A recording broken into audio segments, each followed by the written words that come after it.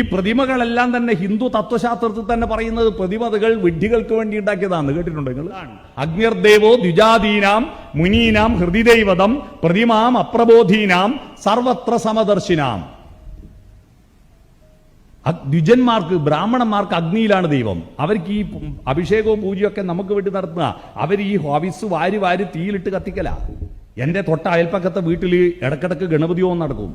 ഗണപതി ഹോമം നടക്കുമ്പോൾ ഞങ്ങളെ വീട്ടിൽ അന്ന് ചോറ് വെക്കില്ല, കാരണം അംശം കിട്ടുമല്ലോ. ഗണപതി ഹോമം കഴിഞ്ഞിട്ടൊരു അംശമുണ്ട്, അത് കൊണ്ട് വയറ് നിറച്ചോളണം. എന്നുവെച്ചാൽ അത്ര അരിഭാഗ്യവുമല്ലോ വീട്ടിൽ.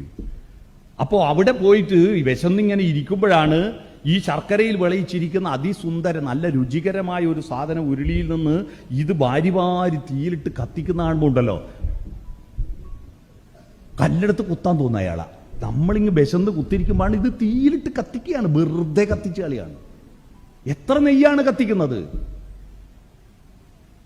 ഈ ഭാരതത്തിലെ അഗ്നിയിൽ ഹോമിക്കുന്ന നെയ്യ് മാത്രമുണ്ടെങ്കിൽ ഇന്ത്യയുടെ BPL ലിസ്റ്റിലെ മുഴുവൻ ആളുകൾ APയിലാക്കാം.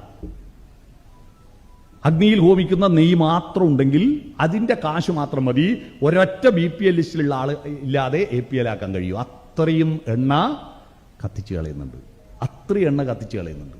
അതാണ് അഗ്നിദേവോ ദ്വിജാദീന. മുനിമാർക്ക് പിന്നെ ബ്രാഹ്മണർക്ക് തീയിലാണ് ദൈവം. മുനീനാം ഹൃദയദൈവതം, മുനിമാർക്ക് ഹൃദയത്തിലെ ദൈവം. ഈ സ്വാമിമാർ ഒന്നും അമ്പലത്തിൽ പോയില്ല കേട്ടോ. ഈ അമ്പലത്തിൽ പോയിട്ട് കുംഭമേളയെല്ലാം പങ്കെടുക്കുന്ന സ്വാമിമാരൊന്നും ഒറിജിനൽ സ്വാമിമാരല്ല.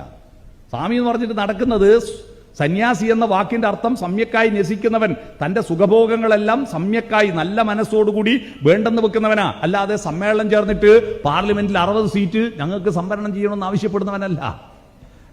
സ്വാമിമാരുടെ ദേശീയ സമ്മേളനം കൂടിയിട്ടാണ് ഇന്ത്യൻ പാർലമെന്റിൽ 60 സീറ്റ് ഞങ്ങൾക്ക് വേണം എന്നാവശ്യപ്പെട്ടത്. അതിൽ കുറെ അഘോരികളുണ്ട്, അതിൽ കുറെ ദിഗംബരന്മാരുണ്ട്. ദിഗംബരന്മാരെന്ന് പറഞ്ഞാൽ അറിയാമോ? ദിക്കുകളാണ് അമ്പരം, വസ്ത്രം ഇല്ലാത്തവർ. തെക്കും വടക്കും പടിഞ്ഞാറുമാണ് വസ്ത്രം, ഒന്നും ഉടുക്കാത്തവർ. 60 MP ഇവർ വന്നാൽ 2 ആളെ എന്തായാലും മന്ത്രിയാക്കണ്ടേ? അപ്പോ വിദേശകാര്യ വകുപ്പ് മന്ത്രിയായിട്ട് ഐക്യരാഷ്ട്രസഭയിൽ പോകുന്ന അവസ്ഥ നിങ്ങൾ ആലോചിച്ച് നോക്കട്ടെ. എന്തൊരു ഭീകരതയാണ്, നിങ്ങൾ ആലോചിച്ച് നോക്കൂ. അപ്പോ മുനിമാർക്ക് ഹൃദയത്തിലാണ് ദൈവം. മുനിമാരുടെ തപസ്സിനെ കറക്റ്റായിട്ട് ചോദ്യം ചെയ്തത് ഉള്ളൂരസ് പരമേശ്വരയ്യര. അദ്ദേഹത്തിന്റെ ഒരു കവിതയിൽ പറയുന്നത്, തന്നാൽ കരേറേണ്ടവരെത്ര പേരോ താഴത്തുപാഴ്ചേറിൽ അമർന്നിരിക്കെ താനൊറ്റയിൽ ബ്രഹ്മപദം കൊതിക്കും തപോനിധിക്കെന്ത് ചാരിതാർത്ഥ്യം.